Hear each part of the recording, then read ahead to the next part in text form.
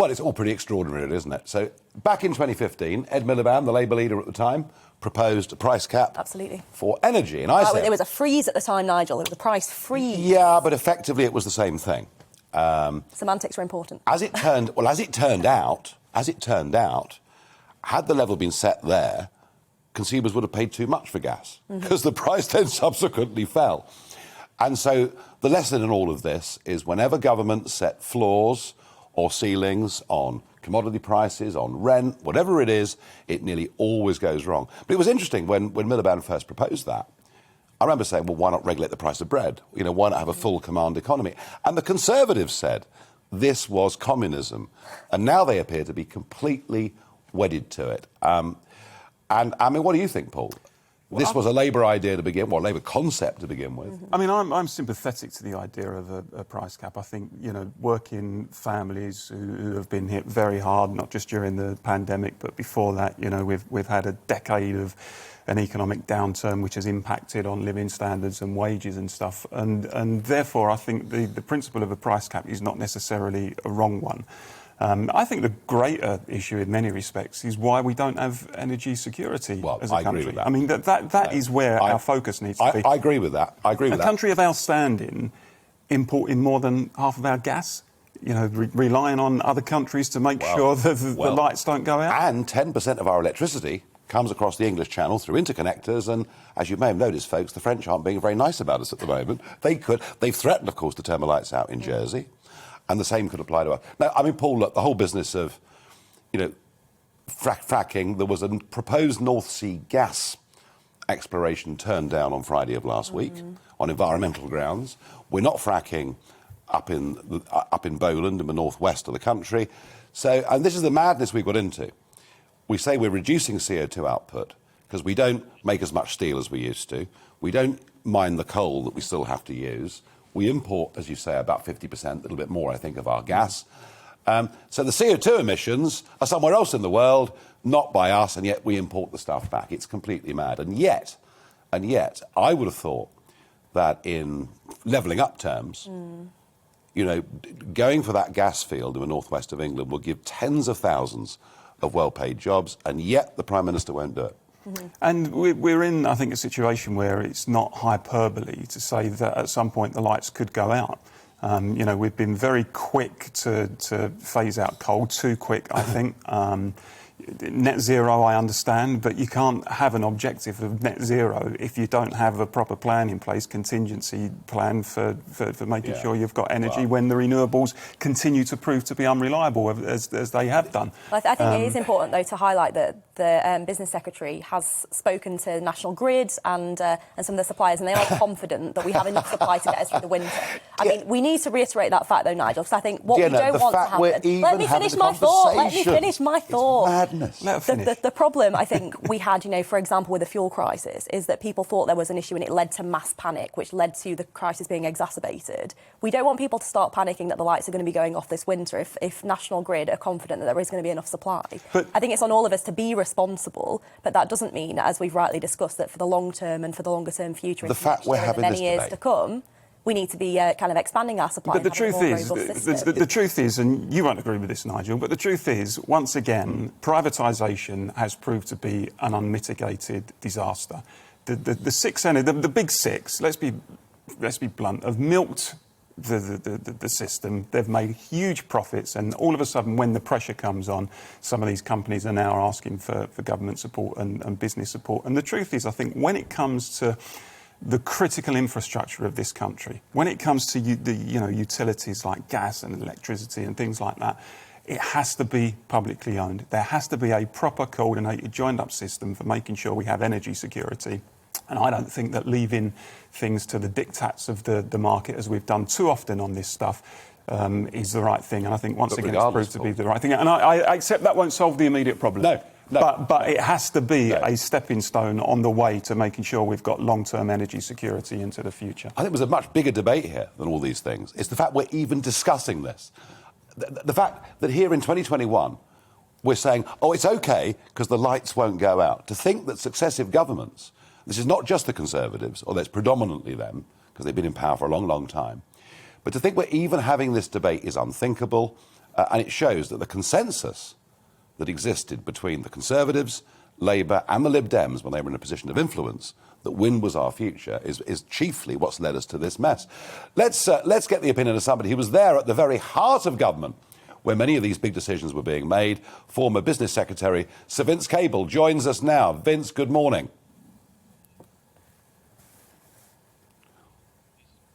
Good morning to you. Good morning. I was just saying, Vince, I mean, it's almost unthinkable that because of successive government policies, we're even debating the fact that if we were to get a big anticyclone over this country in February, that the lights could go out. I mean, really, what were the Lib Dems doing in government, leading us to the edge of this precipice?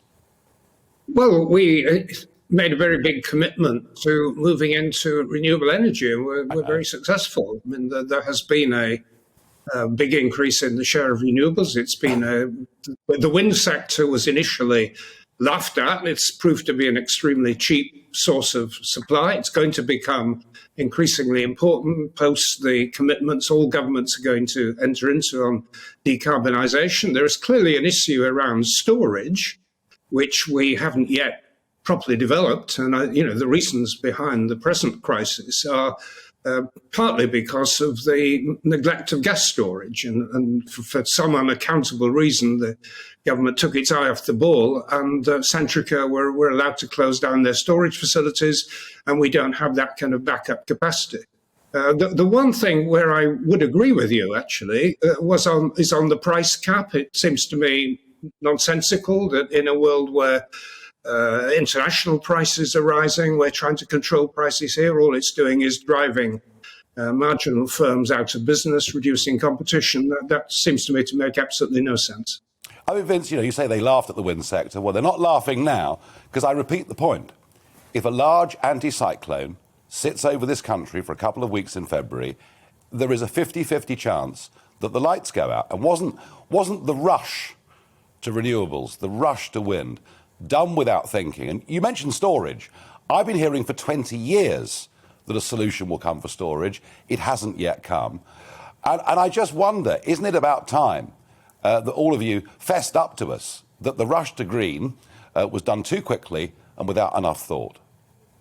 No, I wouldn't say that. I think what we do acknowledge is that gas is a very important transitional fuel, very important. It supplies a substantial part of our supplies. Quite a bit of it is imported from countries like Norway, perfectly secure supply.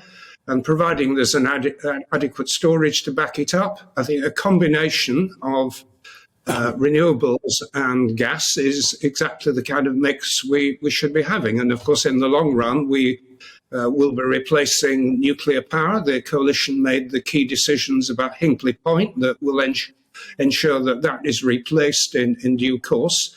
So I don't think we should be getting into a state of great agitation about the overall mix of energy. The key issue is we have a short-term problem caused by rising world prices, and it's not being well handled in the UK. Just very quickly, we're importing all this gas.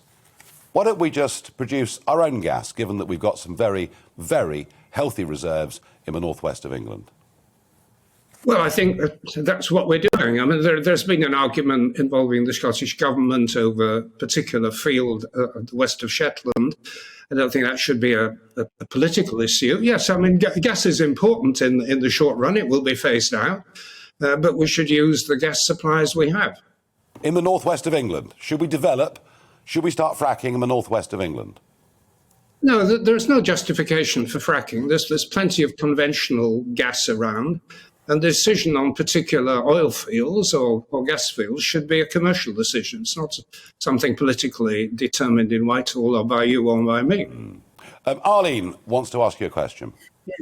Yeah, sorry. Thanks, Nigel. And Vince, as you know, there are three big issues when you're looking at energy policy: cost, the mix of the source of energy, and then security of supply. And as we've been talking about 50% of our gas comes from, I think, 30% from Norway and the rest internationally. Do we not need to fix that security of supply issue pretty quickly? Because that is what people are most concerned about, the lights going out? Well, it is a concern, but it's very much a background concern. I mean, there's no immediate risk of running out of gas supplies. We get it through pipelines. We get it through liquefied natural gas from the Middle East. There's an immediate problem that was caused by the fact that China is recovering very rapidly from the COVID pandemic. They temporarily run out of coal supply, so they started importing gas. And that's had a knock-on effect on world prices. But that's a temporary problem. We could have coped with that rather better if we'd had adequate gas storage, which we don't. But that shouldn't be the basis of current decision-making. We've got a proper long-term strategy, which is converting to renewables and using gas as a transitional fuel, and then trying to manage out fluctuations in supply and demand with adequate storage. I mean, that should be the basis of it. OK, Vince, one other business question, Vince, before we move on to the Newcastle United controversy. There's been all this talk over the last couple of weeks about foreign workers deserting Britain because of Brexit, and that's why we've got shortages. That just isn't true, is it? It's partly true. It's not the whole story, as we know, but the fact is there's been a general shortage of HGV drivers across Europe, but it's been particularly acute in the UK, and that's because several thousand haven't returned or are unwilling to come back here because of immigration restrictions. So it is a factor. It's not the only factor. It may not even be the main factor, but it certainly contributed. No, it's interesting because the government released their figures for visas, foreign work visas, on Friday, and it's not reported anywhere in the press, which I'm mystified by. And it shows that the year to June, despite COVID and despite Brexit, 172,000 overseas workers applied for work visas, nearly all coming from the European continent. And that means that we actually issued more work visas than any other European country, with the exception of Poland. So it's one of those arguments that's going around, and I think those elements, not you, but those elements of the press that say it's all because of Brexit, ought to look at those numbers. I really think they should. Well, I will repeat what I said. It's partly Brexit, but it's not wholly Brexit. Having been an MP for 20 years, I knew just how cumbersome and bureaucratic our immigration control procedures are, and they're not compatible with the kind of flexibility and speed that businesses need. Welcome to the GB News YouTube channel. You can watch us live 24 hours a day, catch up on your favourite shows, and join in the conversation in the comments below. Don't forget to subscribe and you'll never miss any of our exclusive content.